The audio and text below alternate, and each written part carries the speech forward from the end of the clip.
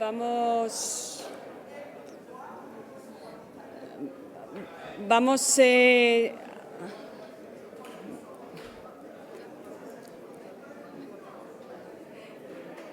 Germaine a réveillé Germaine ha despertado todos nuestros cuerpos. Por favor, no podemos sentarnos.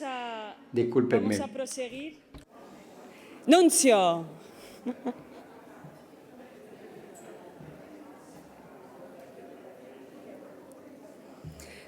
Bueno, empiezo yo. Vamos a proseguir para finalizar con nuestra última conferencia.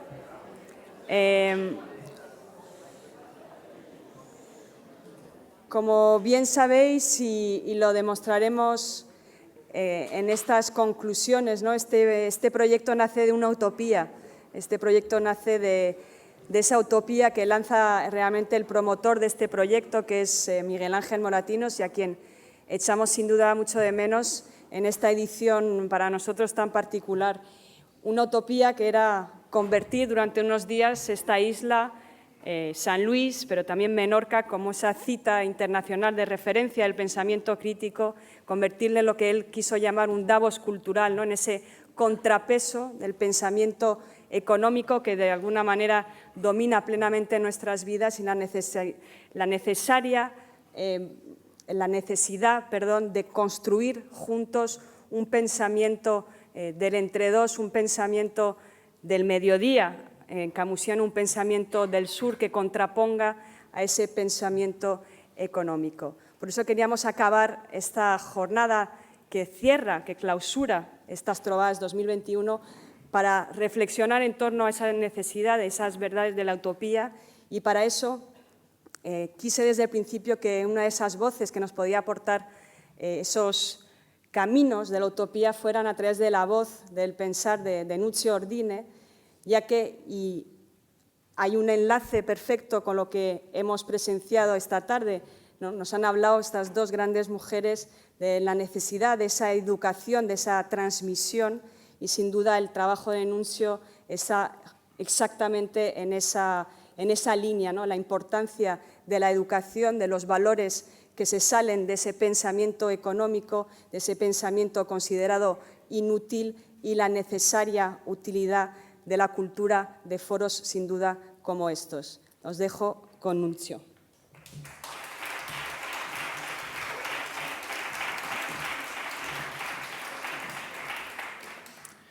Bonsoir.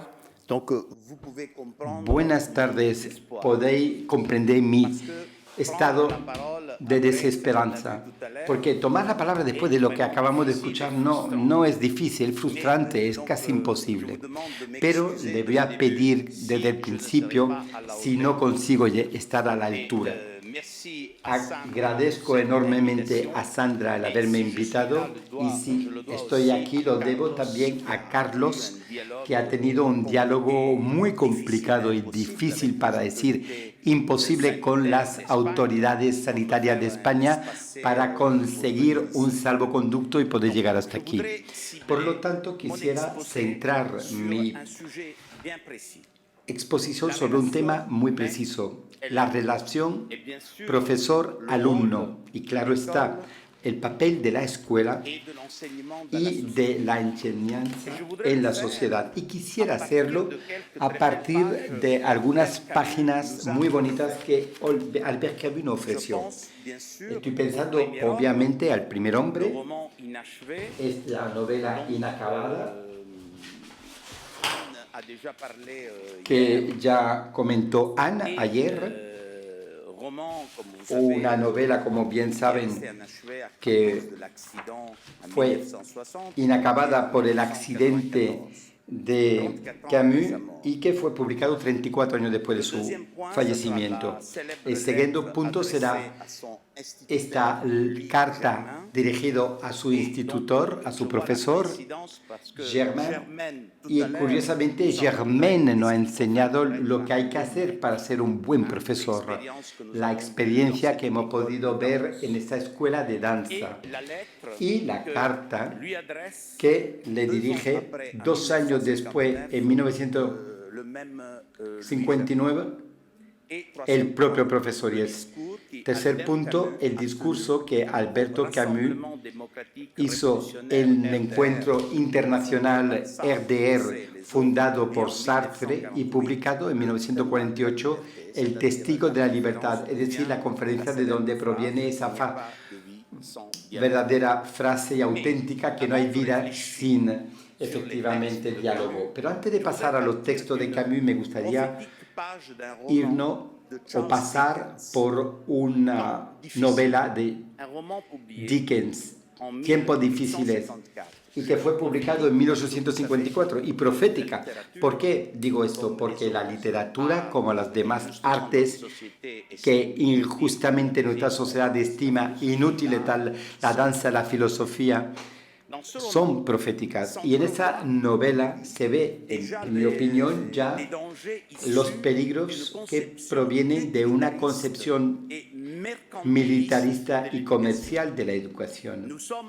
Estamos en Coketown, una ciudad industrial en el Reino Unido. Es una ciudad donde solo cuenta el efecto, el dinero, la producción, el mercado. Son palabras que se parecen mucho a nuestra contemporaneidad. Una ciudad en la cual todos los habitantes realizan los mismos gestos y hacen las mismas cosas. Y le voy a leer este fragmento. Feo, todo es material en esta ciudad, por doquier en su aspecto inmaterial. La escuela solo era un efecto.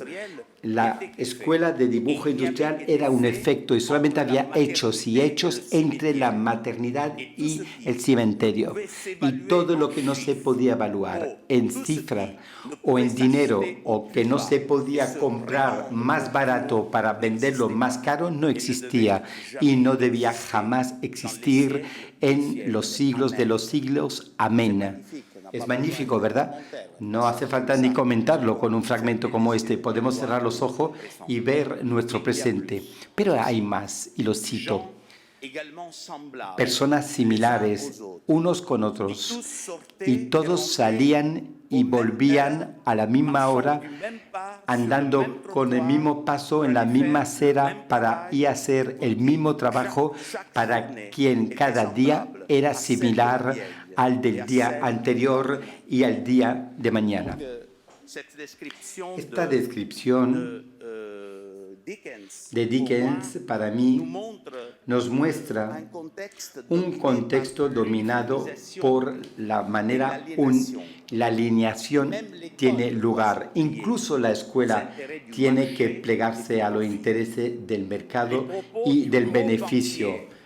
Las palabras del gran banquero Bartleby, que es el personaje de Dickens, y del pedagogo Dan Green, refleja perfectamente las líneas directrices de una educación que busca luchar contra todo lo que se opone a la materialidad de los hechos y a la producción.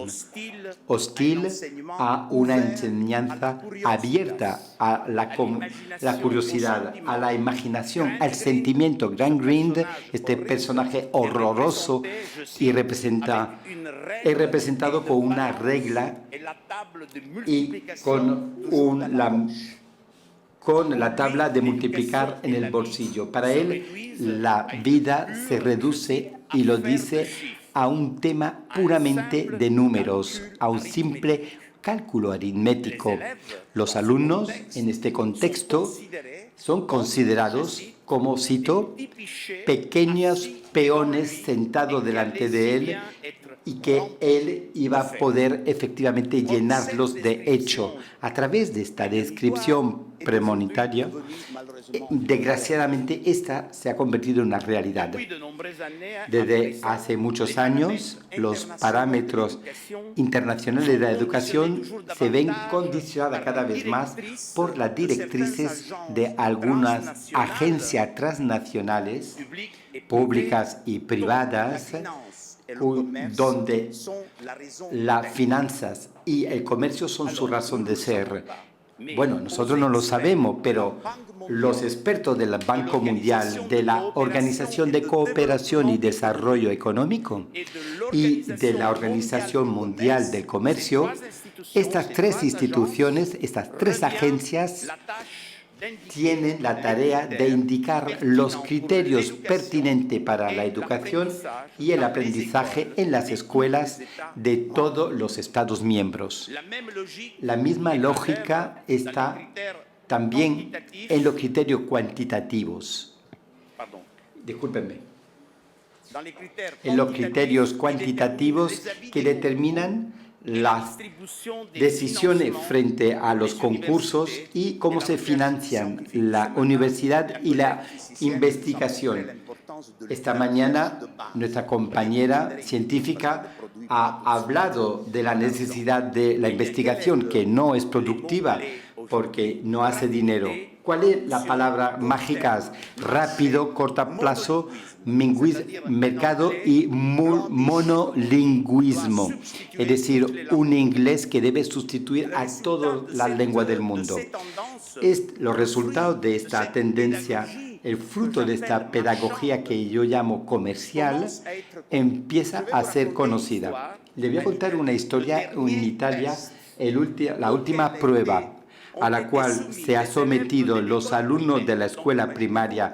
Imaginaros Albert Camus entre 7 y 9 años. En 2018, eso ocurrió en 2018 en Italia, contenía la pregunta siguiente, el examen. Primera pregunta, ¿tendré siempre suficiente dinero para vivir? ¿Conseguiré comprar lo que yo deseo? Yo pienso que plantear preguntas como esta a niños entre 7 y 9 años es un crimen que desgraciadamente no se cita y no suscita ningún escándalo. Yo escribí un artículo en el periódico, recibió muchas cartas, pero no he visto en la cárcel las personas que tuvieron la audacia de escribir esas cosas y de exigirla a los alumnos. La finalidad de la educación, en perfecto acuerdo con la religión del beneficio que domina el mundo entero, debe ser de construir futuros consumidores. Nuestros alumnos deben ser futuros consumidores. Los principios ideológicos defendidos en Dickens por el banquero Buckardy y el pedagogo Greene se encarna ahora en un léxico escogido únicamente del mundo de la economía. Saben que las primeras dos palabras que aprenden los estudiantes cuando se inscriben en la universidad es crédito y débito. Y sabéis que el lenguaje nunca es neutro. Si llamamos crédito y débito es que algo no funciona, ¿verdad? En la educación, pues en todas las escuelas del mundo se habla de los créditos y de los débitos. En la escuela moderna, la del futuro, como la pandemia, por desgracia, no ha hecho entender, parece ser garantizada por ordenadores y por la puesta en red. La lección magistral, el profesor que da su clase a los alumnos se considera ahora como un instrumento obsoleto, al cual hay que sustituir por unos ordenadores multimedia impresionantes. Estamos olvidando que ningún ordenador podrá jamás cambiar la vida de un estudiante. Lo hemos olvidado completamente. Y que a lo largo de los siglos, ya sea en una pequeña cabaña en Calabria o en África o un iglú en el Polo Norte, una gran universidad norteamericana, siempre hay un pequeño milagro. Hay un buen profesor que puede cambiar la vida de un alumno. Y lo puedo decir porque un testimonio personal es la razón por la cual cuando yo leí las páginas de Albert Camus, estoy aquí con un falso pasaporte, porque yo no soy un experto de Camus, pero sí que lo he leído. y atraído precisamente por esas ideas de la relación profesor-alumno y muchas otras cosas que me han afectado muy directamente en mi vida.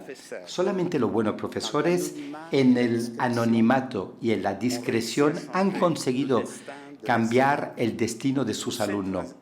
Por esta razón, yo comparto siempre con mis estudiantes, desde hace unos 20 años, la carta que Alberto Camus mandó en 1957 a su profesor de Argelia, algunos días después de haber recibido el premio Nobel. Es singular, es increíble que un escritor reciba precisamente el premio Nobel. ¿Y a qué piensa cuando recibe esto? A su madre y a su profesor de la escuela primaria. La colega leyó la carta, pero yo creo que hay que volver a leer esta carta. Querido profesor Germain, he dejado apagarse un poco el ruido que me rodeaba todos estos días antes de venir a hablarle desde el corazón. Me han hecho un honor que ni he buscado ni he solicitado.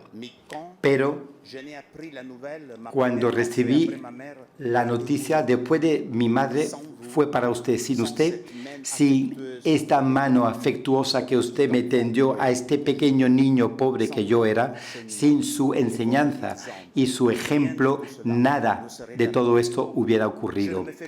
Yo no me hago un mundo de este tipo de honor, pero este al menos es una oportunidad para decirle lo que usted ha sido y será siempre para mí, y para garantizarle que sus esfuerzos, su trabajo y el corazón generoso que ponía en la tarea siguen vivo en uno de estos pequeños escolares que, a pesar de su edad, no ha dejado de ser su alumno por siempre. Le abrazo con toda mi fuerza y corazón.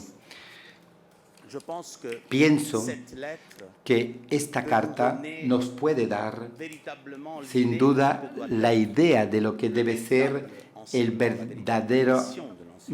verdadera misión de la enseñanza, es decir, cambiar la vida de los estudiantes. Obviamente, la misión no es pensar en nuestro estudiante como un premio Nobel. Camus fue una excepción, pero como yo digo, cada día, en cada pequeño pueblo del mundo hay un profesor que puede cambiar la vida de alguien. Y esto es muy importante. Un profesor que se tiene que ocupar de la formación del ciudadano, de formar el hombre.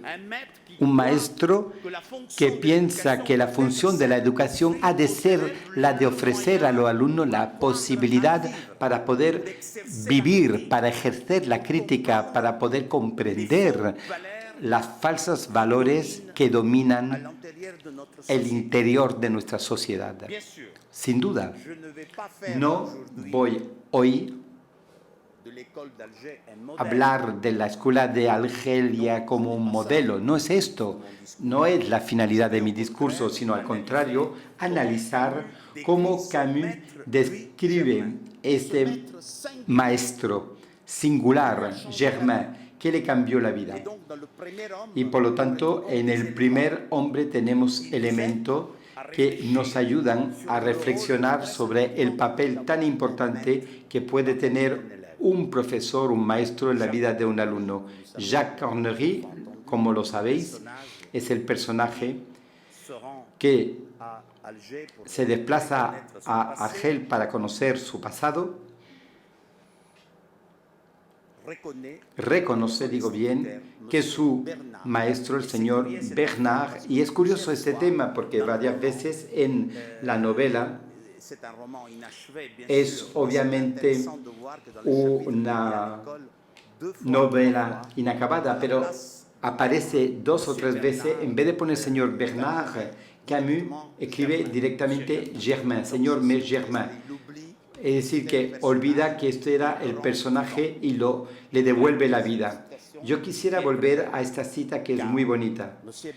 Señor Bernard, su maestro de la clase había puesto toda su voluntad en un momento dado para modificar el destino de este niño del cual era responsable y lo había modificado sin duda dicho destino.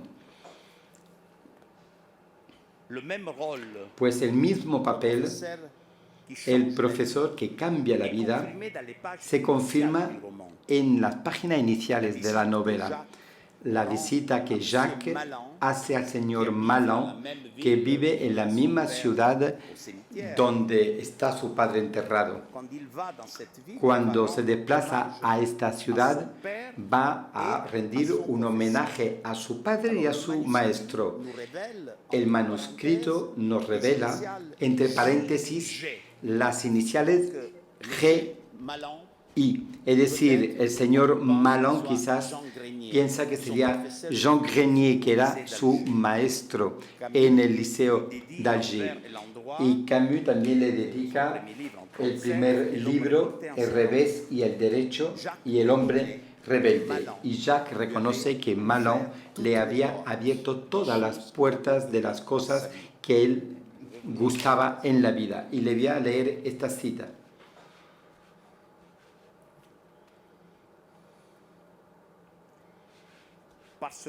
Porque, decía en Cornery, cuando yo era muy joven, muy tonto y muy solo, usted me recuerda en Argelia, usted se giró hacia mí y me abrió, sin quererlo, la puerta de todo lo que más amo en este mundo.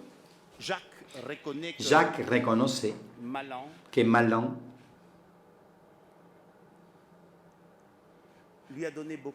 le dio mucho, porque dice, el hecho de tener talento no es suficiente.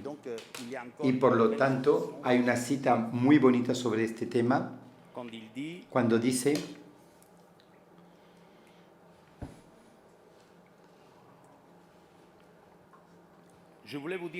yo quería decirle únicamente que le amo, con sus defectos. No, disculpe, no está la cita, dice conferenciante. Un segundito, lo estoy encontrando. Cuánto talento debe de tener, sin duda, pero a los que tienen más talento necesitan alguien que le permite arrancar. Este debe ser amado para siempre y respetado, aunque no fuera responsable. Es ahí todo el mérito. Por lo tanto, Jacques Albert expresa su fe y su gratitud hacia este maestro que cambió su destino. Sin duda, el papel del maestro debe cambiar la vida y al mismo tiempo debe ayudar a vivir.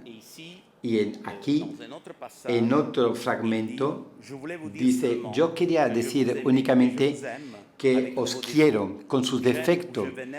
Les quiero y venero muy pocos seres, para todo el resto me avergüenza, me indiferencia, pero aquello que quiero, ni yo ni ellos mismos lo sabrán que yo le pueda dejar de querer por lo que me hicieron. Es una declaración de amor para un ser excepcional que es este maestro para el alumno. Por lo tanto, en el capítulo dedicado a la escuela, Camus insiste sobre la importancia de la relación maestro-alumno y la importancia del diálogo entre maestro y alumno. El maestro Bernard era alguien excepcional.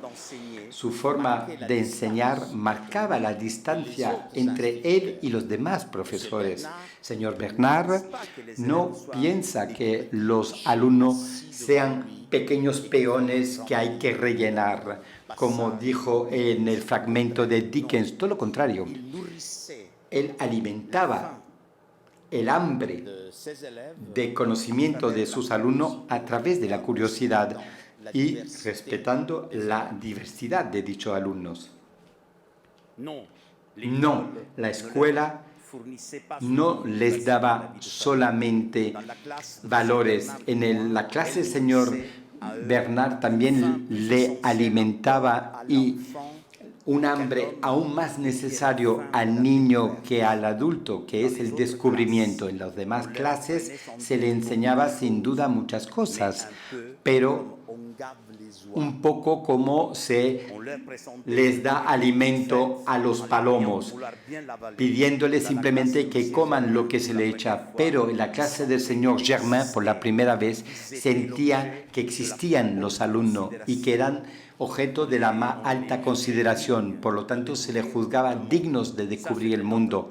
Este otro tema del diálogo, un diálogo, por lo tanto, real, auténtico, debe reconocer al otro. Y el maestro, el profesor, reconocía a sus alumnos, los veía como personas que eran.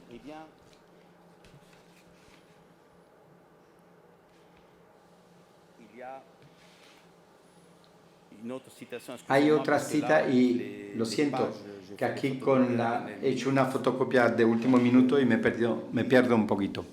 Y aquí se dice, incluso su profesor no quería solo enseñarles lo que debía de hacer y para lo cual era pagado, sino que lo acogía en su propia vida personal, la vivía con ellos, contándoles su infancia y la historia que él había conocido como niño, reconociendo, por lo tanto, el maestro le dejaba entrar en su propia vida personal, y en esta vida personal se abría un diálogo donde el maestro era muy importante y consideraba a los alumnos como una pieza esencial. Por tanto, Bernard no mira efectivamente los alumnos como se miran los palomos o los conejos. Sabéis que en las escuelas se está haciendo pollo de engorde, como se dice también en español, dice el autor, y preparado para el mercado laboral. Bernard considera a dichos alumnos no como clientes, porque hoy en día efectivamente los alumnos son gente que compra sus diplomas y que las empresas contratan, sino que lo consideraba como alumnos que merecían la mayor atención por parte del maestro, y por lo tanto no les da una comida hecha para ello, sino que Bernard, al contrario, y elemento importante del diálogo, los escuchaba y se dedicaba plenamente a ellos, en cuerpo y alma. Y existía un diálogo que pasaba también a través del silencio, a través de las miradas, a través de los gestos. Por tanto, el diálogo no pasa siempre a través de la palabra, como lo ha demostrado nuestro amigo con su escuela, o nuestra amiga con la escuela. Por eso, el cuerpo es importante. Hoy en día, con los ordenadores, los alumnos pierden contacto con el alumno. Yo siempre miro a los alumnos, miro a los ojos de los alumnos.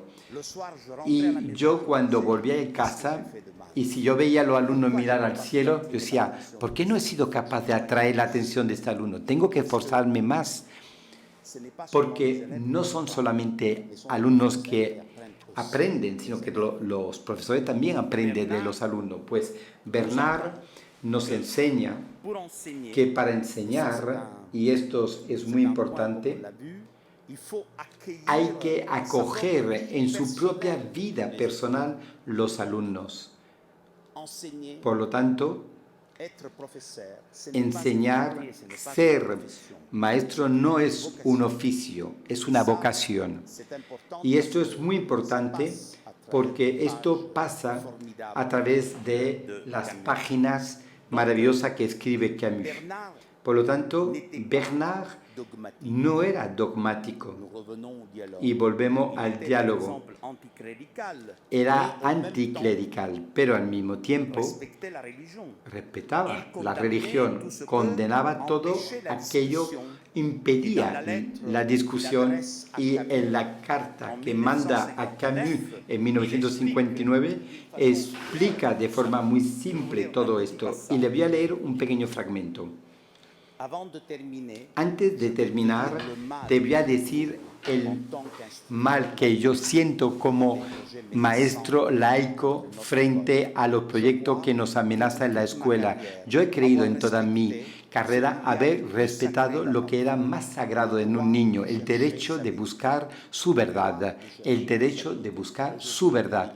Hoy en día la verdad, al contrario, se entrega en un plato, en una fuente, y los alumnos deben estar homologados a esa verdad del beneficio y el dinero del mercado. A todos os quise y espero y creo haber hecho todo lo que he podido para no manifestar mis ideas y imponeros mis ideas. Cuando hablaba de Dios es porque estaba en el programa y yo decía que algunos creían y otros no, y que cada cual hacía lo que quisiera. Y lo mismo para el capítulo de las religiones, yo explicaba la que existían y a quien gustaba. Para ser verdad, yo decía que había personas practicantes y que otros no creían. Por lo tanto, en esta carta, él es consciente de todo esto, pero lo más importante es que para enseñar, y es un punto sobre el cual yo he insistido mucho en mis libros, Bernard no dice que para poder enseñar hay que amar lo que uno enseña.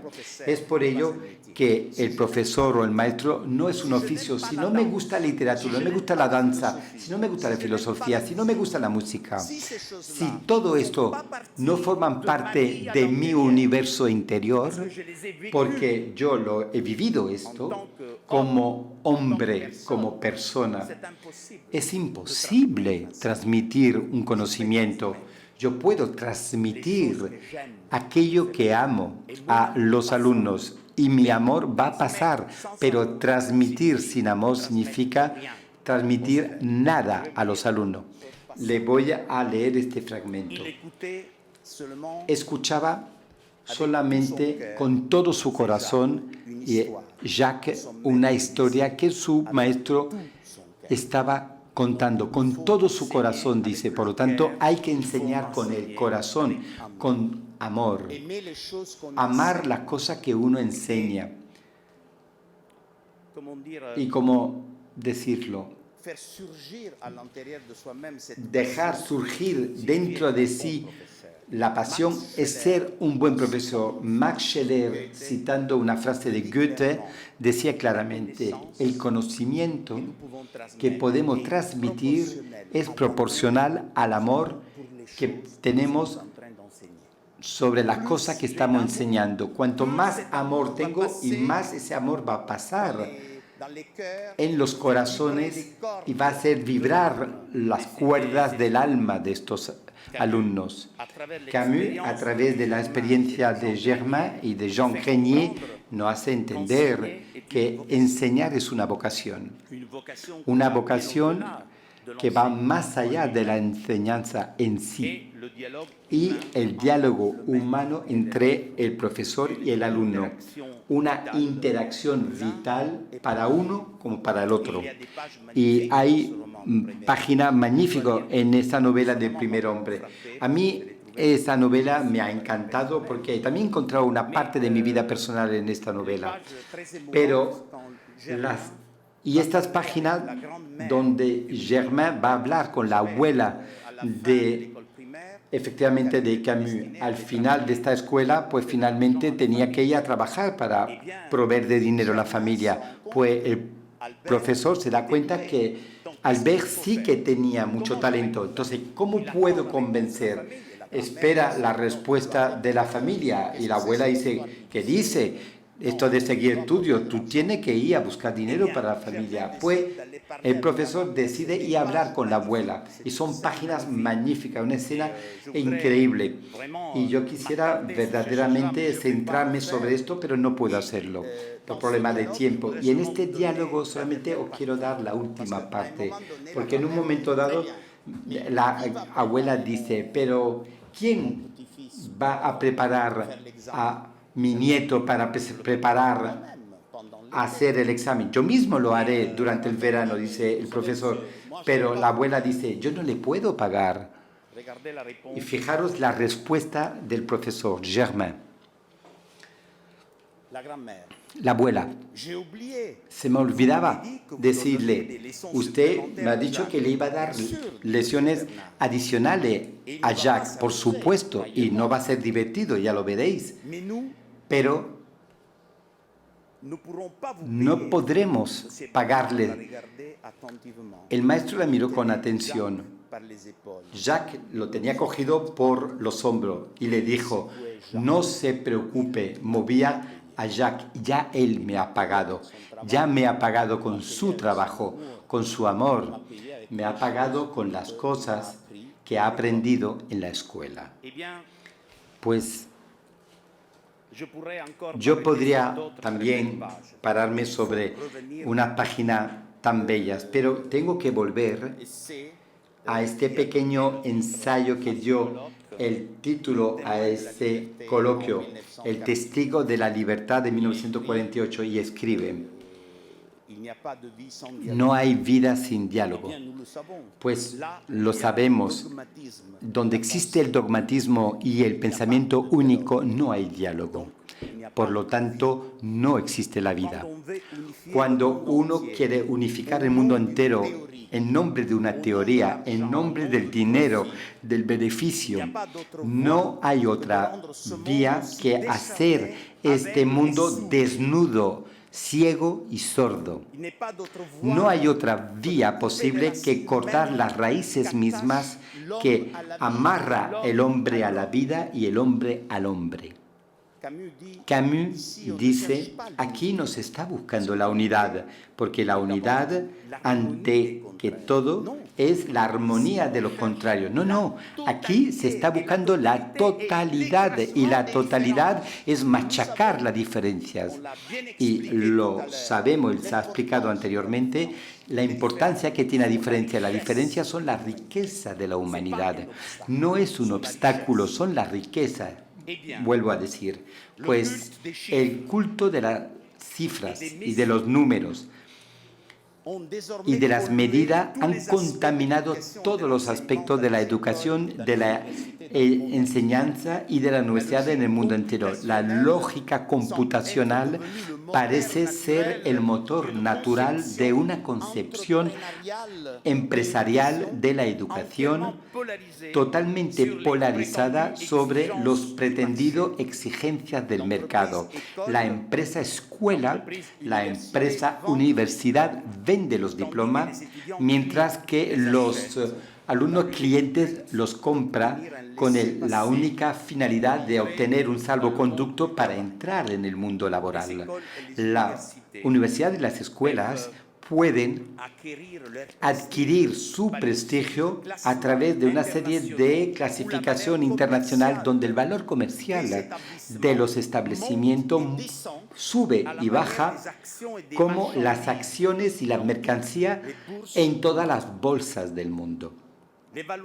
La evaluación no mide solamente, porque hay que evaluar para mejorar, se dice. No, pero aquí la evaluación no mide solamente, orienta la investigación y la enseñanza, indicando la dirección que debe de seguir en el futuro. En la base de cada elección se encuentra el business en el centro.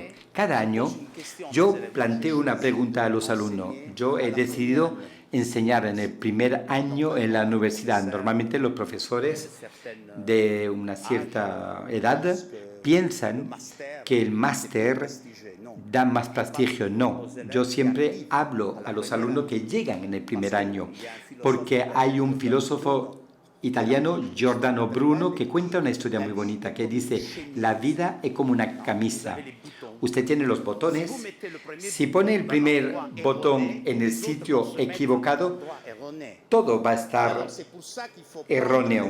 Por lo tanto, hay que cogerlo alumno en el primer año. Y yo he elegido esto. Y yo planteo esa pregunta. ¿Por qué habéis venido a la universidad? ¿Por qué se habéis inscrito? los alumnos se sorprenden porque dicen, jolines, pues para, no sé, obtener el diploma.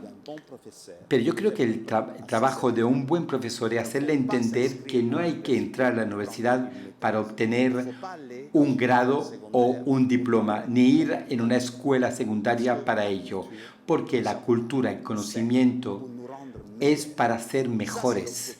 Este es el objetivo principal, para crear mujeres y hombres libres, con un sentido crítico que hoy hemos perdido debido a ello.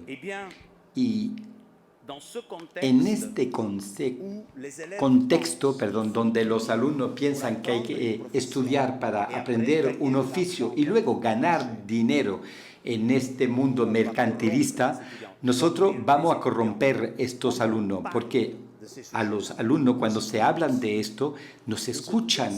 Los alumnos realmente nos sienten. Y yo estoy enseñando en una región muy pobre, en Italia, Calabria. Y yo lo he elegido porque sin la Universidad de Calabria jamás hubiera ido a otras universidades. Por tanto, es una deuda que tengo para esa universidad y esa región que me ha permitido llegar donde estoy. Por lo tanto, yo observo que los alumnos desean y buscan valores. Hacer creer a los alumnos que hay que estudiar para conseguir un título y ganar dinero es una miseria absoluta. Digo una miseria absoluta. Y, por lo tanto, la relación maestro o profesor-alumno en el contexto que yo os estoy comentando es muy marginal. Creo que aquí hay profesores que solamente están enseñando o en la universidad la vida de un profesor es de burócrata. Hay que ir de una reunión a otra, rellenar expediente, estar en el consejo del doctorado, de aquello y más allá. Pero la última cosa que se pide a un profesor es de hacer investigación, de preparar sus clases y de hablar a sus alumnos como Germain hablaba a sus alumnos. Este es el problema que tenemos, pero parecería que hoy el sistema de evaluación va en esa dirección. Por lo tanto, en este contexto, la página de Camus, hablándonos de su maestro, nos permite redescubrir el papel central de la enseñanza y de la formación de los alumnos y del diálogo humano entre profesor y alumno. Albert Camus, Jacques Conry, expresa un amor para su profesor, un amor que muchos de nosotros han conocido, porque cuando me pregunta este alumno en algunos consejos, tiene una actitud natural para la filosofía, el otro para el arte, el otro para la literatura, como si al final que en mi ADN yo tengo la filosofía, la historia del arte, la química, la matemática. No, los alumnos les gustan las disciplinas de la cual han tenido la suerte de encontrar un profesor que le ha hecho amar esta disciplina, y nosotros lo sabemos. Hay que cerrar los ojos para rendir un homenaje a aquellos que me han enseñado esto. Y yo soy profesor de literatura porque he encontrado buenos profesores que me han hecho amar la literatura. No tenía la literatura en el ADN, pero precisamente Camus reconoce todo ello y es una deuda también en el primer hombre. Cuando dice este hombre que hablaba hoy a su canario y que le llamaba pequeño cuando tenía él 40 años, Jacques jamás había dejado de quererlo. Por lo tanto, Jacques, ¿cómo decirle? Intenta explicar esa deuda de gratitud que tiene ante su profesor, y sus páginas nos hacen entender que la finalidad de la enseñanza no puede ser la adquisición de un diploma, de un título. La finalidad de la enseñanza, y yo quisiera aquí utilizar una metáfora muy bonita de una poesía de Gaddafi, Itak. Él reescribe de forma muy interesante el mito mito de Ulises, todos lo conocemos, pero Kadafis dice a su lector, cuidado, cuidado, porque lo importante no ocurrió en Ítaca. Lo importante es saber reconocer y vivir con intensidad la experiencia del viaje para ir a Ítaca. Por lo tanto, es esa experiencia la que nos hace mejor. Una vez que ya llegamos a Ítaca, ya nada podemos aprender. Una vez que yo ya tengo el título en mi mano, nada tengo si he viajado malamente. Es por ello que la escuela de hoy y la universidad y la educación en general no entiende que no son los números. Esta universidad ha creado 300 buenos profesores o 3.000 obreros. Es una buena universidad, pero nadie le interesa cómo son esos obreros, cómo son esos técnicos. Ese es el peligro. Pues en esa poesía, aquí estamos en España, y me hace falta recordar un gran poeta, Machado, que habla de una poesía de la cual yo había aprendido de memoria 2 versos que me orientaron en mi vida. Caminante, no hay camino, se hace camino andar. Se hace camino al andar. Lo que importa es la experiencia del viaje que hacemos. Por lo tanto, aquí lo importante es este viaje. Eso es lo que nos hace mejor. La aventura de la escuela del conocimiento se encuentra en un movimiento continuo que nunca cambia, eterno. Por lo tanto, hay otras páginas que se debería volver a leer Camus para saber que la posesión de la verdad genera violencia e impide que se busque. Porque sabéis que Camus escribió mucho. Cuando piensa que tiene toda la verdad, tú piensas que también la puede imponer con violencia. Porque como tienes razón, pues finalmente si tú haces esta violencia es por el bien de la humanidad. Pues Camus lo ha visto perfectamente. Él había previsto el peligro de los traficantes de verdad, los traficantes de certezas. Hoy en día sobre Internet, en el mundo político, hay muchos traficantes de verdades y de certezas. Y una vez más, quien presume tener la verdad no la busca. Los ignorantes no buscan la verdad porque piensan tener esa verdad. Por lo tanto, ese diálogo entre profesor y alumno ayuda a evitar cometer este error. La compañera lo decía también, Camus, la pobreza es una fortaleza sin puente levadizo. Pues aquí yo también puedo decir que la ignorancia es una fortaleza sin puente levadizo. Es decir, ninguna relación se establece entre el interior de aquellos que son ignorantes y no se puede establecer un diálogo con ellos. Y por ello quisiera concluir citando 2 pequeños textos, fragmentos. De nuevo, unos versos de Machado. Machado escribe esta poesía tan bella y la voy a leer en mi mal español, dice el autor. No, la verdad, y ven conmigo a buscarla, la tuya, guárdatela, la tuya, guárdatela. Ven conmigo a buscar la verdad, viens avec moi. Ven conmigo a buscar la verdad, porque la tuya te la puede quedar, no sirve para nada, hay que buscarla junto. Pues estas son las mismas palabras que yo quisiera concluir, con la cual Camus terminó su conferencia, de la cual hemos encontrado ese título de esta jornada que nos asocia en estos días aquí en torno a este coloquio. La utopía de luchar, porque cuando ya hablo de esto, de esta escuela, se me dice que estoy loco, porque pienso una escuela, tengo una visión de la educación que en un mundo utilitarista como el nuestro no podría volver. No, sí, yo tengo una esperanza. Creo que hay que luchar por ello y luchar porque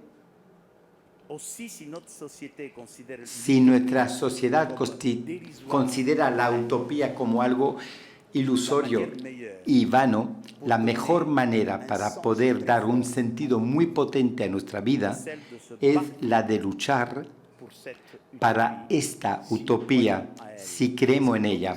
Porque otra cosa que Camus nos aprende es esta coincidencia tan importante entre nuestro pensamiento y nuestra manera de vivir. Si la filosofía, si la literatura, si nuestro pensamiento no se transforma en una forma de vivir, hemos perdido la oportunidad de ser auténticos hombres. Y aquí os voy a leer este fragmento donde Camus sabe muy bien que lo que ha escrito en la conferencia puede ser criticado, y ya imagino la crítica. Toda la Europa de hoy levantada en su magnífico este grito que me han lanzado, que esa operación es vana, pero todos estamos en el mundo para mostrar lo contrario.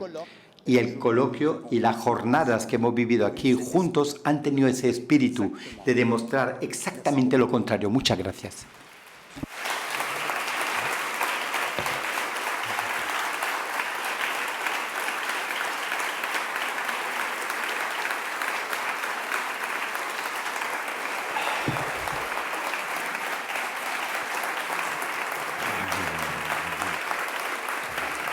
Merci.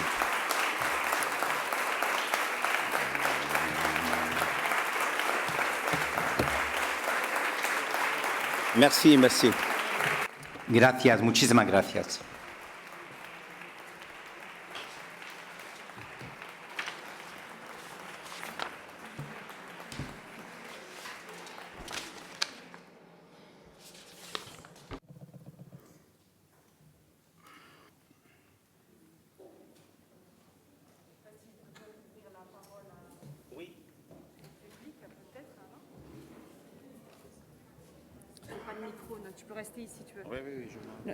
No sé si queréis hacer alguna pregunta, anuncio.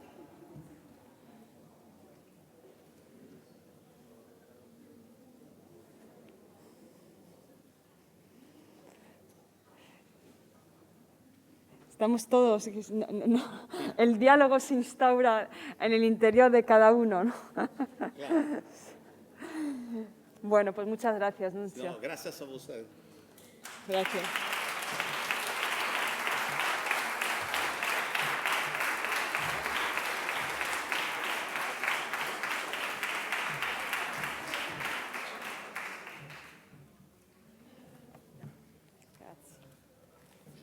Gracias. Super. Donc ça t'a plu? Oui, beaucoup. Bien. Parce qu'il y avait des passages au fond qui se croisaient. Parfaitement. Bien, ça, c'est Grazie. Ouais. Très, très bien. Non, ça m'a permis un petit peu, parce que sinon j'aurais dû couper les citations. Elles Et sont ça, très c'était belles. très belle. Non, très ça belles. marchait très bien. Et aussi, ces vers de Machado, tu as vu, sont très beaux.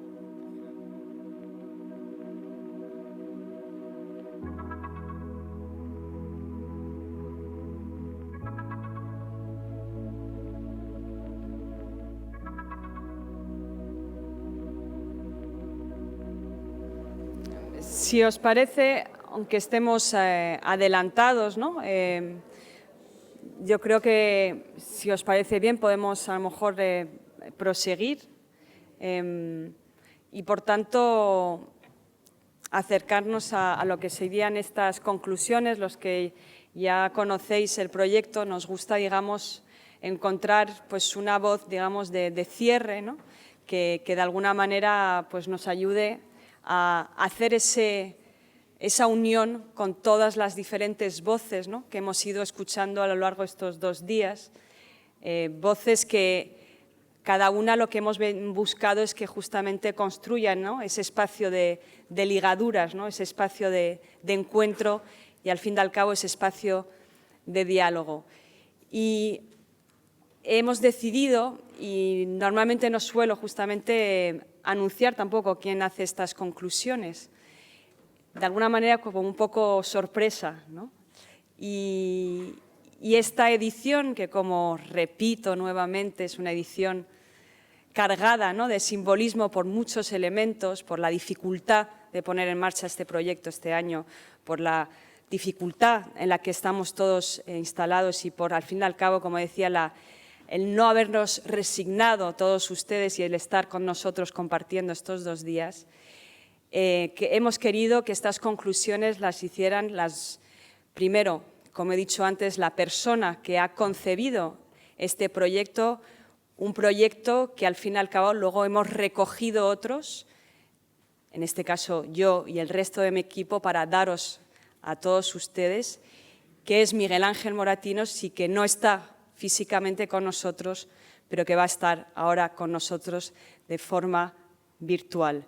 Y en esas conclusiones también a Agnès Piquel, la que fue presidenta de los Estudios Camusianos y que de alguna manera también es, pues, nuestra amiga camusiana, que gracias a mi profesor, has hablado de la educación y este proyecto estamos aquí porque yo tuve un profesor que es nuestro asesor científico, que es Michel Baguet, mi profesor de teatro del liceo, que me hizo descubrir Camus, que me hizo hacer el personaje de Victoria en el état de siège, y esta es la razón de estar aquí con todos vosotros.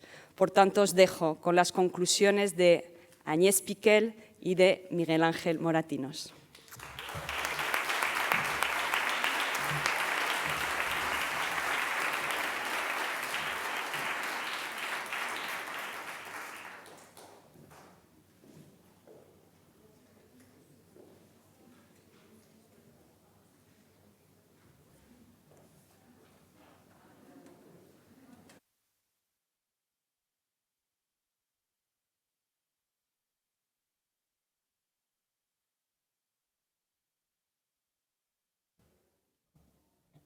Bonjour Miguel. Ah, on n'entend pas Miguel. ¿Vous m'entendez moi? ¿Me escuchan? Sí, efectivamente, le estamos escuchando. Buenos días, ¿qué tal estamos? Muy bien, fenomenal. Estoy encantado de escucharle. Bueno, pues yo no, yo tengo más bien miedo. Bueno, él me ha dicho que iba a empezar. No. Estoy diciendo que estoy encantado. Bueno, pero me habías dicho que ibas a decir algo. De todas maneras, si quieres que empiece con mis conclusiones, pues lo hago. Vale, pues empieza tú y luego retomo yo. Muy bien. Miguel, yo creo que nos va a abrir las perspectivas. Así que yo lo único que voy a hacer va a ser testigo de todas estas jornadas. Bueno, es muy difícil después de escuchar todos estos discursos, después de haber vivido tantas emociones. Estas 3 trobades nos lleva a pensar en el diálogo a partir de una frase muy simple, casi prosaica de Camus. No hay vida sin diálogo. Y bueno, sin embargo, esta frase ha tenido una profundidad tras todos los meses de pandemia que hemos vivido y sobre todo a partir de todos los muros de odio que se están creando en el mundo. Muros visibles de odio o invisibles, pero a través de su propia naturaleza, las trobades hacen diálogo. Estábamos dentro de nuestras propias palabras, inmersos. Efectivamente, el COVID nos ha obligado, ha generado grandes sudores fríos a los organizadores y nos ha privado de algunas presencias, pero el bienestar, la felicidad de encontrarse o el deseo de diálogo ha sido más fuerte que todo. Hemos vivido el diálogo y nos hemos dado cuenta hasta qué punto se teje en las palabras y más allá de las palabras, y hasta qué punto el diálogo hace que el mundo no se deshaga. Para retomar, para llegar a otra expresión de Camus, hemos vivido el diálogo. En todos los momentos se ha ido encarnando, tanto en el escenario, entre el escenario y el público, en los pasillos, en la calle, en el hotel y hasta hoy, en que Germaine nos ha hecho bailar. Me gustaría insistir en el papel de los traductores en esta circulación y me gustaría que les aplaudiéramos porque realmente me parecen admirables.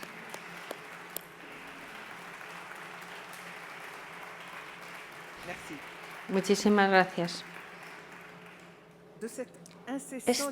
Este diálogo incesante, de este diálogo solamente recordaré ciertos momentos fuertes antes de volver a lo que es el fondo.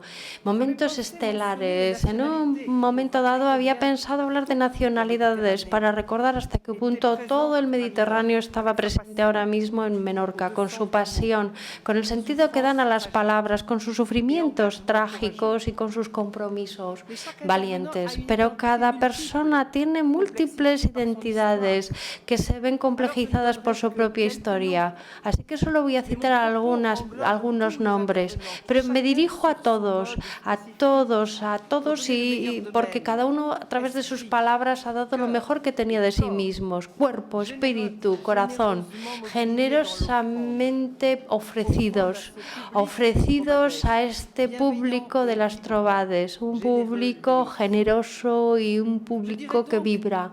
Así que les diría que a todos aquellos que, por lo tanto, no quiero que aquellos que no cite no se sientan obligados. Voy a hablar en el orden, voy a referirme en primer lugar a los premiados, al fotógrafo, al señor Morin, el dúo intenso de Noah, de Gilles d'Or y voz y guitarra que la complejidad de las miradas y de las sonrisas van tejiendo la mesa redonda de las tres mujeres artistas que hablaban con fervor del papel del arte, los intercambios graves, las palabras de los dos artistas que hablan del desgarro entre Palestina e Israel. Los textos de Camus analizados con cariño, las palabras de Nathalie, la filosofía generosa, exigente de Joseph, la danza del amigo. Pero yo creo que Germaine lo ha hablado también, un cuerpo en diálogo con la edad, con el espacio, con nosotros que estábamos boquiabiertos ante tanta gracia y tanta fuerza. Y su propia danza, la iniciadora de esta magnífica aventura de la danza africana. Germana encarnó el diálogo en sus palabras y en su cuerpo, un cuerpo y unas palabras que hablaban de su historia. Nos hemos sentido emocionados, desearíamos decir gracias. Me gustaría unar todas esas gracias en todo aquello que hemos recibido y hemos dado en estos 3 días. Nuestra reflexión sobre el diálogo yo creo que nos ha llevado a ver modalidades, exigencias, riquezas, pero también nos ha hablado de entregas y nos ha hablado de fracasos. Hemos visto de forma concreta y a través de los textos hasta qué punto el diálogo era vital para Camus, pero con paradojas, con matices, con límites. Hay un diálogo allí donde hubiéramos pensado soledad. Podríamos hablar de la música, de la musicalidad, de la disonancia, hablar del desacuerdo. Camus fue consciente de las fracturas en la Argelia colonial. Encontró palabras para hablar de las rupturas y del deseo de fraternidad imposible. He encontrado algunas expresiones en las distintas sesiones. Van un poco en desorden, no es nada construido, pero bueno, son expresiones que traslado a todos ustedes. Abrir el espacio, atravesar las paredes, hacer que las cosas circulen, es decir, movimiento, recomposición constante. Dialogar con el mundo, con los elementos naturales. Poner el presente en diálogo, generar un diálogo entre el presente, el futuro y el pasado. El arte como desencadenante del diálogo, puesto que es el diálogo del creador y de los creadores entre ellos. Y hemos tenido muchos ejemplos de esa creación. Una vez más, Germaine nos lo ha demostrado. Diálogo implica persuasión, pero persuadirnos, convencer. En la persuasión el otro sigue siendo libre, sigue permaneciendo libre, lo que ya implica el que te hagas entender, lo que conlleva que te hagas entender. El diálogo tiene las dos cosas: generar el espacio que dé espacio a la diferencia y que esta diferencia no se anule. Podemos escuchar juntos el desacuerdo, podemos hacer que los monólogos se encuentren. Hemos tenido muy buenas metáforas musicales.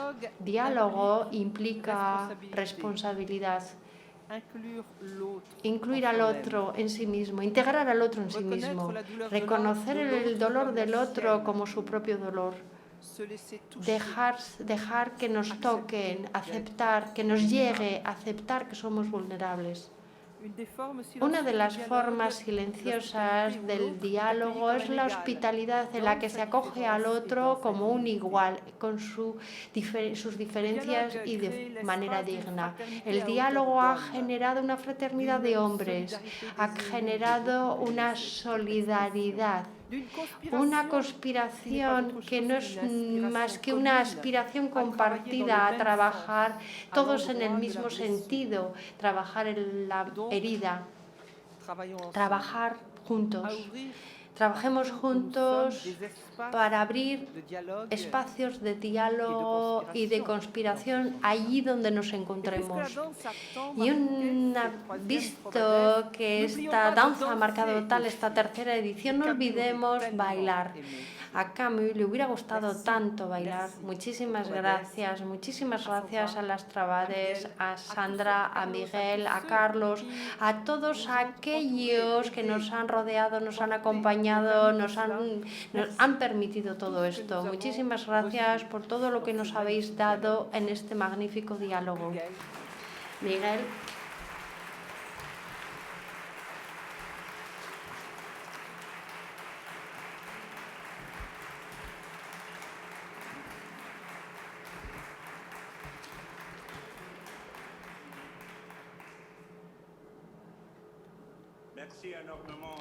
Muchísimas gracias, Agnès. No te puedes ni imaginar hasta qué punto me siento frustrado de estar tan lejos de estas trovades, unas trovades que llevo en mi corazón.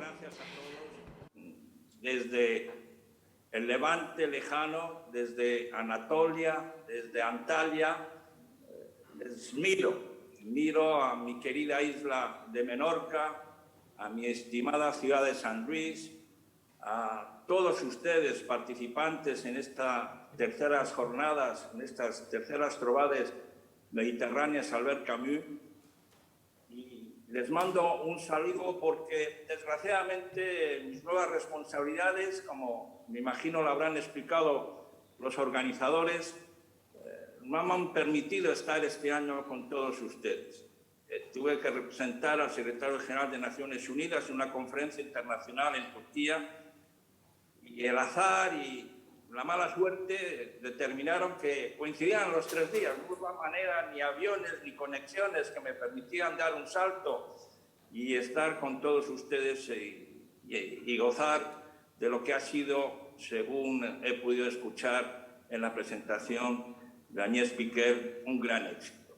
Un gran éxito que refleja lo que desde el principio siempre quisimos los que tuvimos esta idea inicial de convocar en una pequeña localidad de Menorca, San Luis, el lugar de nacimiento de la abuela de Albert Camus, este mini Davos cultural, esta plataforma de encuentro, de creación, de pensamiento, que año tras año pues va consolidándose. Son los terceros encuentros. Y en cada encuentro lo que se ha demostrado es que era absolutamente actual el legado de Albert Camus. Sigue siendo actual el primer elemento que pusimos sobre la mesa en el debate. Sigue estando actual esa sensación de confusión, de absurdo, de preocupación, de angustia que nos interpela a todos nosotros como ciudadanos del mundo y del Mediterráneo. sigue estando presente, espero que nunca nos abandone, ese impulso de rebeldía que en el Homme Revolté nos indicaba Albert Camus, una rebeldía constructiva para hacer un mundo mejor. Y cómo no, como se ha demostrado en estas 2 jornadas y medias, en estas casi 3 jornadas que han vivido todos ustedes, esa voluntad, esa necesidad, esa urgencia de que no hay vida sin diálogo. Bañez lo ha explicado de manera excelente, como siempre, de manera poética, de manera sugerente, de manera creativa, de manera respetuosa y fraternal, destacando la participación de cada uno de vosotros y vosotras en este gran debate, en este intercambio humano, fraternal, intenso, durante las 3 jornadas. Y a mí, desde la lejanía del Levante, me llegaban ecos, me llegaban comentarios, me llegaban sentimientos. Y los sentimientos es lo que da fuerza y da sobre todo voluntad para seguir trabajando de cara al futuro. Siempre es difícil empezar una iniciativa. Lo digo ya desde mi experiencia político y diplomática. Las primeras trobades, bueno, no muchos creyeron en ellas. Solo algunos pocos, a los que quiero agradecer, lógicamente, a las alcaldesas de San Luis, lógicamente al Consell de Menorca, lógicamente al Gobierno Balear y a varios sponsors que desde el principio, desde el primer momento, apostaron por este mini Davos cultural, como así lo denominé, para atraer la atención mediática y sobre todo la opinión pública española, europea, mediterránea y mundial. Y como decía, las primeras jornadas y la primera edición fue un gran éxito, una sorpresa, nadie se lo esperaba. Luego llegaron los momentos complicados, convencer de nuevo a los distintos actores para convocar a las segundas jornadas. Siempre la segunda edición es un poco el test más difícil, porque es el que demuestra si tenemos capacidad de recepción, tenemos capacidad de existir y de conseguir el apoyo de toda la sociedad y, por lo tanto, merece la pena el esfuerzo que todos y cada uno de nosotros hacemos para que esto termine de manera exitosa. Y ya este año, su tercera edición demuestra que el proyecto está a velocidad de crucero, que ya navega por sí solo, que ya es una referencia obligatoria, una referencia indispensable en lo que es la búsqueda del pensamiento crítico, creativo, del mundo y del Mediterráneo. Ya no se puede ignorar lo que son los debates, el intercambio y las propuestas que surgen en Menorca, en San Luis, en estas ciudades mediterráneas Albert Camus. Es algo que cada sociedad nos exige para ir dando y inspirándonos en cuál debe ser nuestra guía de conducta, nuestra manera de trabajar de cara al futuro. Pues bien, éxito. Felicitaciones por este debate, por demostrar, como se ha demostrado, de que no hay vida sin diálogo. Pero, queridos amigas y amigos, el diálogo es indispensable. En el catálogo que me imagino que distribuyeron los organizadores, me pidieron una pequeña contribución escrita de lo que yo esperaba o lo que yo quería que pudiese contribuir estas terceras jornadas de debates Albert mediterráneas. Y al final de mi texto, a pesar de lógicamente de elogiar, ¿cómo no voy a elogiar como diplomático el diálogo? Es la condición sine qua non, es lo que da vida a la función política y diplomática el cambio de palabra, el convencimiento, como decía bien Agnès Piquer, la persuasión y el convencimiento hacia el otro. Pero decía en mi texto que no me es suficiente. A Miguel Ángel Moratinos no es suficiente el diálogo. No, queridas amigas y amigos. El diálogo es la condición sine qua non. Pero para mí, digo con toda sinceridad y con todo sentimiento profundo, sería un medio fracaso. Y después de estas casi 3 jornadas de debate, de intercambio, de escucha, de entender al otro, algunos de nosotros volviésemos a nuestras casas, a nuestras pequeñas rincones, a nuestros jardines personales y siguiésemos repitiendo y comportándonos y actuando de la misma manera. No, queridos amigas y amigos, tenemos que extraer lecciones de este diálogo. Tenemos que incorporarlo a lo que son la manera de comportarnos, lo que van a ser nuestros futuros compromisos, lo que van a ser nuestras actuaciones, lo que va a ser la voluntad de mejorar, de cambiar, de transformar, de hacer un mundo mejor, como decía bien Albert Camus. Porque tenemos que conjurarnos ante los desafíos y retos de este siglo XXI de enorme complejidad e incertidumbre, que cada vez nos agobia más ante el totalitarismo de la vigilancia, o el totalitarismo político. Y tenemos que precisamente ser capaces de entender a los otros, de extraer conclusiones de lo que han sido estas jornadas, estos 3 días de pensamiento crítico y creativo, y trasladarlo a lo que puede ser nuestro día de mañana.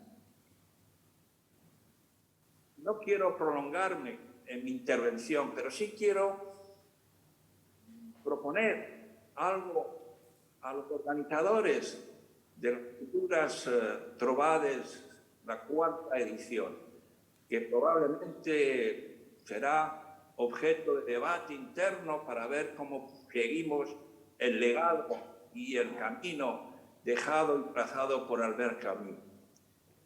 Pero reflexionando estos días, teniendo la sensación de no haber podido participar y no haber podido intercambiar yo mismo con los distintos actores que han estado presentes en Menorca, en San Luis, me vino a la cabeza, leyendo precisamente a todos los grandes protagonistas de este año, de estas terceras Trobades mediterráneas, Albert Camus,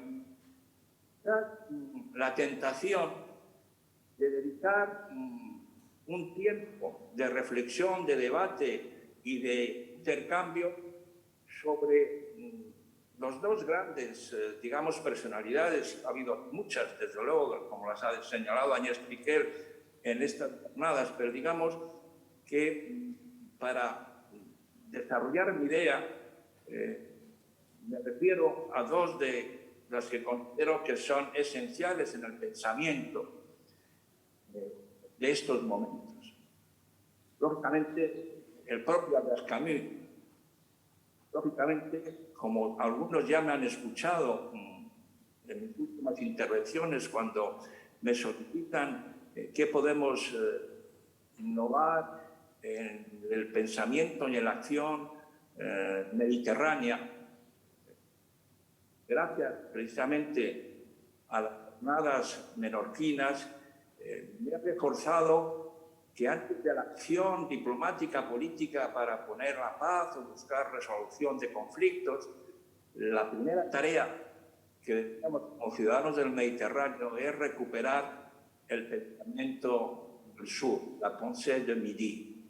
La pensée de Midi, Albert Camus, establecida, desarrollada en su gran novela L'homme révolté, el hombre rebelde.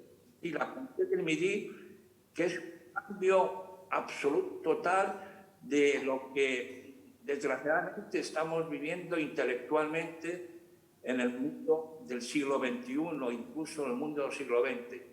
Hemos perdido parte de la batalla, los mediterráneos, los países del sur, en el mundo del pensamiento. A mí, cuando defiende y propone el pensamiento del sur, lo hace precisamente contraponiendo al idealismo de Hegel, al pensamiento alemán, al pensamiento del norte, al pensamiento utilitarista. No he podido escuchar a Nuccio Ordini, pero me imagino que habrá puesto con brillantez precisamente la necesidad de la cultura y la educación como elementos consustanciales de lo que debe ser el pensamiento de todos nosotros. Y nosotros, los ciudadanos del sur, nos hemos resignado intelectualmente a ser objetos, ¿no?, del pensamiento mercantilista, del pensamiento omnipresente, del beneficio inmediato. No hemos sido capaces de movilizarnos en la defensa de ese pensamiento del sur, que tiene que ser reivindicado, que tiene que ser actualizado, que tiene que ser defendido en estos momentos. Y por lo tanto, ese primer pilar, que es el pensamiento del sur, debe colocarse en lo que es ahora la complejidad de este siglo XXI. Y ahí inmediatamente, yo en mi mente, en mis lecturas, al conseguir y lograr convencer al gran filósofo, politólogo, sociólogo francés, Jacques Morin, de aceptar el premio de este año, del año pasado, de las Trovades, que precisamente su gran aportación última, el pensamiento de lo complejo, sería la mejor manera de hacer la complementariedad entre el pensamiento del sur y el pensamiento complejo de Jacques Morin. Sí, el pensamiento complejo que ha desarrollado brillantemente Jacques Morin, no tenemos tiempo ahora para desarrollar el decálogo de los principios fundamentales, pero sí le pediría a mi querido amigo Michel Barré que empiece ya a pensar cómo podemos hacer unas jornadas, si no monográficas, pero sí por lo menos interesantes, de cómo combinar las sinergias entre el pensamiento del sur, la pensée du midi, y la compleja, el pensamiento complejo. Esto lo quería yo trasladar desde este mundo virtual de la pantalla, que desgraciadamente no me deja sentir y vivir ese humanismo que siempre trasladaba y siempre quería, y era desbordante en la acción y en el compromiso de Albert Camus. Por lo tanto, felicidades, muchísimas gracias. Felicidades, muchísimas gracias, lógicamente, a Sandra Monach, la directora. Felicidades y muchas gracias a Carlos y a todo su equipo, a los traductores. Felicidades a todos ustedes que han participado durante estos días, 2 días y medio. Felicidades, lógicamente, al Ayuntamiento de San Luis, al Ayuntamiento de Mahón, al Consell, al Govern Balear, a los medios informativos, a todos los que aportan y difunden el pensamiento crítico de las Trovades camusianas. Felicidades, yo creo, este pensamiento crítico que nos lleva a todos a pensar que un mundo mejor es posible. No es un mundo ideal, no es un mundo utópico, no, es un mundo en donde la pulsión de vida tiene que ganar la pulsión de muerte, donde Eros tiene que ganar a Thanatos, donde tengamos la capacidad de rebelarnos constructivamente, porque tú, queridos amigos y amigas, nos tenemos que rebelar ante lo que estamos viviendo en estos días, en estos años, y tenemos que tener al mismo tiempo esa esperanza creativa, solidaria y solitaria que mueve al ciudadano del Mediterráneo y del mundo a crear espacios de convivencia y de fraternidad. Muchísimas gracias, que espero el próximo año no fallar, y espero que los astros no se vuelvan a cruzar negativamente y que puedan gozar, como han gozado todos ustedes, de este gran lujo que es dialogar, encontrarse, intercambiar, conocerse en el otro y sobre todo soñar, imaginar un mundo mejor. Muchísimas gracias.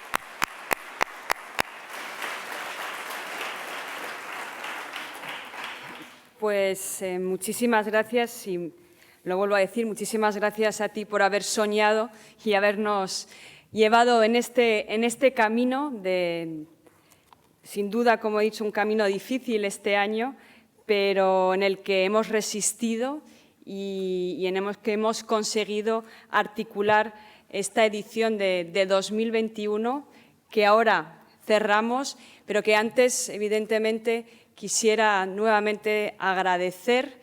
Bueno, te despedimos y voy a agradecer a todos aquellos que hacen posible esta edición, evidentemente al Ayuntamiento de San Luis, a su alcaldesa, a Carol, a Débora y al equipo de San Luis que ha estado con nosotros, a Mercedes, a Virginia y a María, a nuestros coorganizadores, al Consell Insular de Menorca, que está aquí también Miquel María, que desde el principio nos apoya en este proyecto, al Ayuntamiento de Maó, a nuestro patrocinador principal, la Fundación de Fomento de Turismo de Menorca, y a nuestros patrocinadores del Gobierno Balear y del Ministerio de Cultura y Deporte de España, y, por supuesto, a nuestros colaboradores, el Instituto Cervantes, la Consellería de Fondos Europeos, Universidad y Cultura y el Instituto de Estudios Baleares, a la Fundación La Caixa, a la Universidad de las Islas Baleares, a la Unión por el Mediterráneo,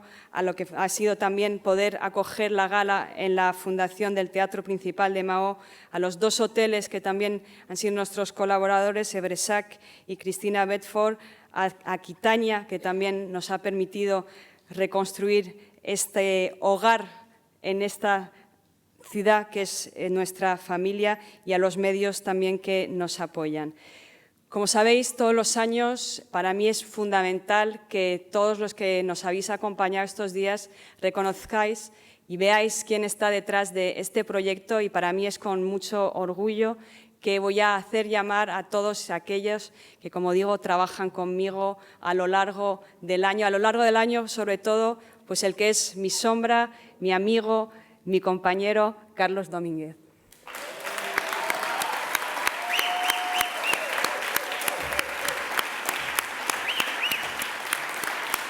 A nuestro asesor científico Michel Baguet, a Nerea, diseñadora, a Javier, que se ocupa, mi jefe de prensa, a este año David Baré y Anne Pesquina, que se han ocupado de las relaciones institucionales, a Miriam, que es nuestra community manager, a Jordi Cerdá, que es nuestro web, a David Arquimbao, nuestro fotógrafo, a mi chica de los vídeos, a Ingrid, a Ana, a Clara, por supuesto a nuestros traductores durante el año, que también son mi revisora, Ana, Carlota, Samuel, Isabel, a los traductores que han estado con nosotros estos días, muchísimas gracias, Francis, Federic, Belén, Violeta, Susana, Cristina, a los que han hecho posible nuestra producción, Malder, nuestros dos conductores, Marc, Fanny, nuestra incansable descubrimiento de Tara, Amal, Ana, Atono, Acoustic, Fel, Sonia, Alejandro, Transportes Menorca, nuestros impresores y a todos ustedes. Os esperamos en 2023 bajo el lema Los lugares del mundo. Hasta entonces.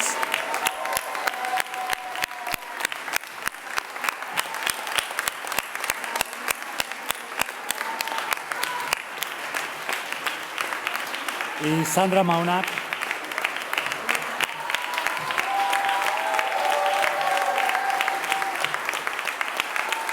No hay vida sin diálogo y no hay trobades sin Sandra tampoco.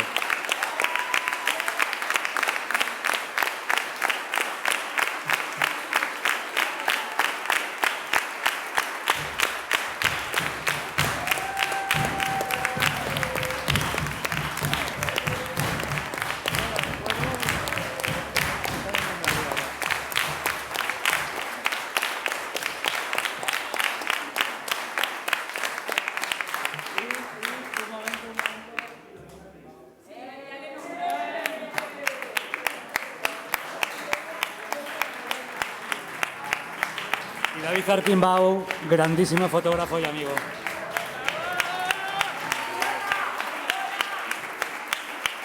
Y Mariona Fernández, por supuesto. Siempre se nos olvida alguien.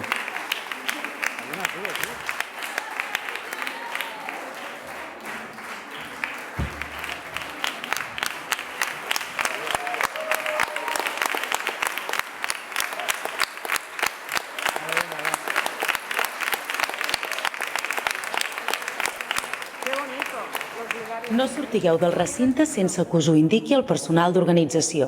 Feu cas en tot moment de les indicacions del personal d'organització. No salgáis del recinto sin que os lo indique el personal de organización.